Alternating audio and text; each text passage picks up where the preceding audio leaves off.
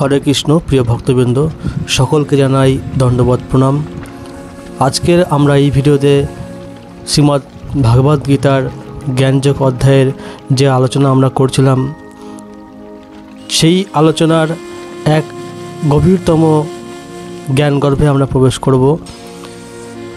যে ব্যক্তি কর্মফলে আসক্ত নয়, মন সবসময় নিয়ন্ত্রিত এবং প্রয়োজনীয় কাজই করে, সে কর্মের থেকেও কর্মহীন।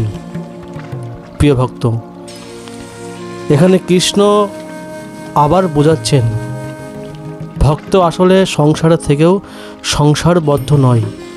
সে কাজ করছে, কিন্তু তার ভেতরে কোনো লোভ নেই। সে ভোগের জন্য নয়, সেবার জন্য কাজ করছে। ভক্তের মন কৃষ্ণ স্মরণে নিবিষ্ট, তাই কাজ তাকে আবদ্ধ করে না।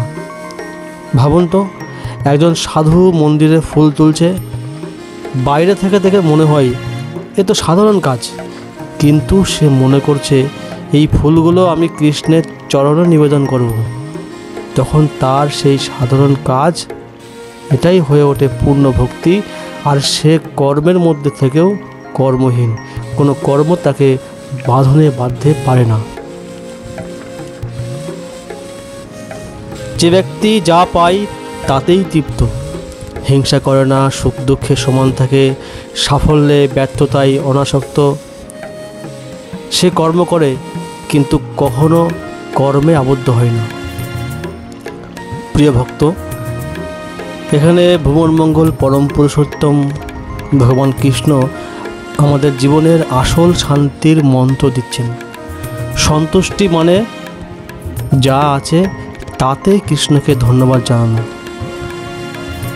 তোমার যা আছে, যেটুকু আছে সেটুকুতেই সন্তুষ্টি থেকে সব কিছু কৃষ্ণের আশীর্বাদ দান বলে কৃষ্ণকে ধন্যবাদ জানানো, কৃষ্ণের প্রতি কৃতজ্ঞতাবদ্ধ থাকা।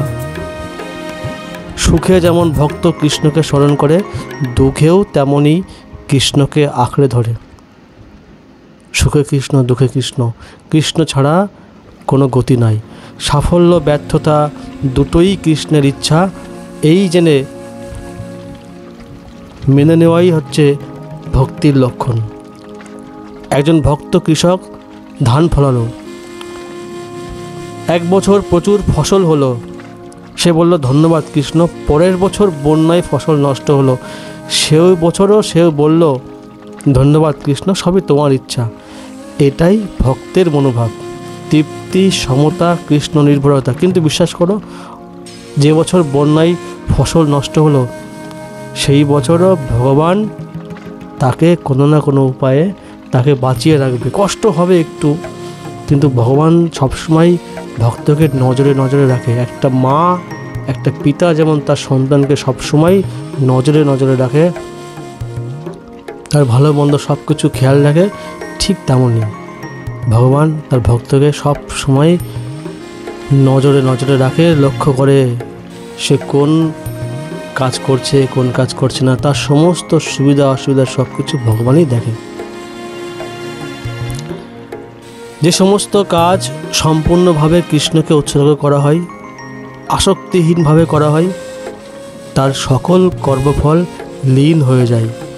প্রিয় ভক্ত, কৃষ্ণ স্পষ্ট বললেন কাজ করো, কিন্তু কৃষ্ণকে উৎসর্গ করে করো। তখন সেই কর্মের কোনো দোষ, কোনো বন্ধন আপনাকে বাঁধতে পারবে না। একজন মা সন্তানকে খাওয়াচ্ছে, এটা সংসারের দায়িত্ব, সাধারণ কাজ, কিন্তু যদি মনে মনে সে ভাবে প্রভু এই সন্তান তোমার দান, আমি তাকে তোমার সেবক হিসেবে লালন পালন করছি, তাহলে তার এই কাজ হয়ে গেল সম্পূর্ণ ভক্তি। এই কাজ আর তাকে বেঁধে রাখবে না। যে ভক্ত সব কিছুতে কৃষ্ণকেই দেখে, অর্ঘ্য, যজ্ঞ, আগুন, অর্ঘ্যদাতা সবই কৃষ্ণময়, সেই ভক্ত কর্মে থেকেও মুক্ত। প্রিয় ভক্ত, এটি এক অসাধারণ শিক্ষা। ভক্ত জানে আমি অর্ঘ্য দিচ্ছি কৃষ্ণকে, কিন্তু অর্ঘ্যটাও কৃষ্ণ।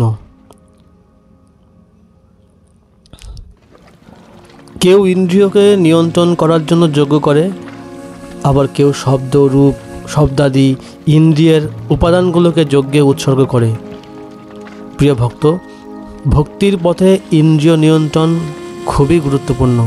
কেউ চোখকে নিয়ন্ত্রণ করে যাতে অশুভ কিছু না দেখে, কেউ জিভকে নিয়ন্ত্রণ করে যাতে অশুভ কিছু না খায়, কেউ কানকে নিয়ন্ত্রণ করে কেবল কৃষ্ণ কথা ছাড়া অন্য কুকথা আনকথা শ্রবণ করব না।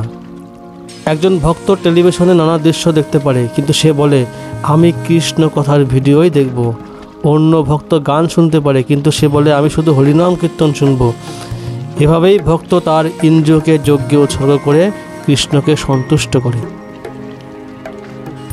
কেউ সমস্ত ইন্দ্রিয়কে মন অগ্নিতে উৎসর্গ করে, আবার কেউ মনকে জ্ঞান অগ্নিতে উৎসর্গ করে।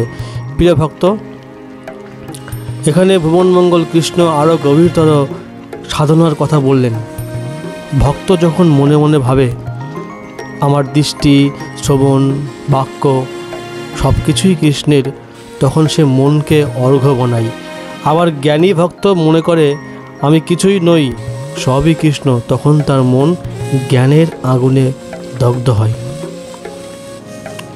একজন ভক্ত প্রতিদিন বাজারে যায়, বাজারে গেলেও সে ভাবে এই চোখ আমি ব্যবহার করব কৃষ্ণের ভক্তদের দর্শনে, এই জিহ্বা কৃষ্ণ প্রসাদ খাওয়ার জন্য।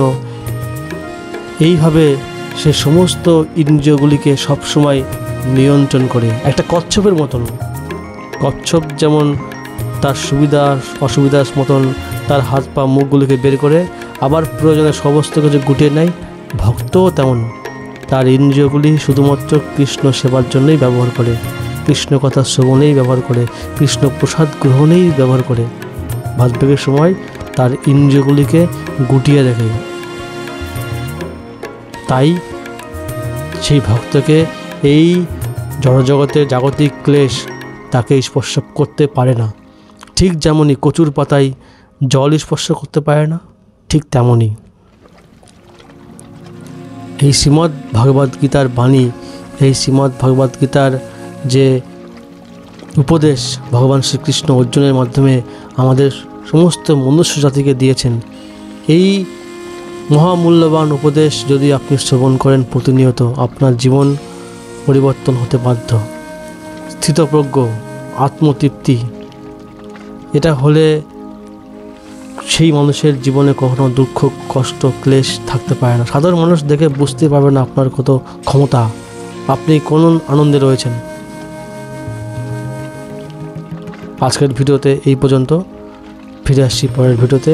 ততক্ষণ পর্যন্ত সুস্থ থাকবেন, ভালো থাকবেন এবং সনাতন ধর্ম প্রচারে আমাদেরকে সাহায্য করতে চ্যানেলটি সাবস্ক্রাইব করে ভিডিওটি শেয়ার করতে পারেন। হরে কৃষ্ণ।